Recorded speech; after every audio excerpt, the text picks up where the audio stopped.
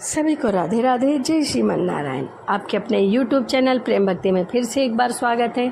और कैसे हैं आप लोग, कमेंट करके बताना ना भूलें। इसी के साथ आज हम सुनेंगे पुत्रदा एकादशी व्रत की कथा। श्री युधिष्ठिर कहने लगे कि हे भगवान, मैंने सावन मास के कृष्ण पक्ष की कामनी एकादशी का सविस्तार वर्णन सुना है। अब आप मुझे श्रावण शुक्ल पक्ष की एकादशी का नाम बताइए। यह व्रत करने की क्या विधि है, क्या महात्म है, कृपया करके हे मधुसूदन इसे बताइए। इस एकादशी का नाम पुत्रदा एकादशी क्यों पड़ा? पुत्रदा एकादशी व्रत करने वाले व्यक्ति को पूजा के बाद श्रावण पुत्रदा एकादशी व्रत की कथा जरूर सुननी चाहिए। ऐसा करने से व्रत पूर्ण होता है और मनोकामना पूर्ण होती है। अब आप शांतिपूर्वक इसकी कथा सुनिए। इसके सुनने मात्र से ही वाजपेयी यज्ञ का फल प्राप्त होता है। द्वापर युग के आरंभ में महिष्यमती नाम का एक नगरी थी, जिसमें महिजीत नाम का राजा राज्य किया करता था।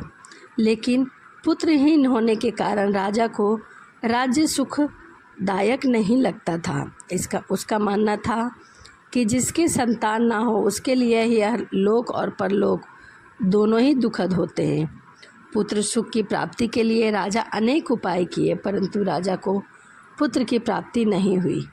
वृद्ध अवस्था को आता हुआ देखकर राजा ने प्रजा के प्रतिनिधियों को बुलाया और कहा, हे प्रजाजनों, मेरे खजाने में अन्याय के उपार्जक किया हुआ धन नहीं है। न मैंने कभी देवताओं ब्राह्मणों का धन छीना, किसी दूसरों की धरोहर भी मैंने नहीं छीनी। प्रजा को पुत्र के समान रखता हूँ। मैं अपराधियों को पुत्र तथा बांधवों की तरह दंड देता हूँ। कभी किसी से घृणा नहीं किया, सबको समान माना, सज्जनों की सदा पूजा करता हूँ।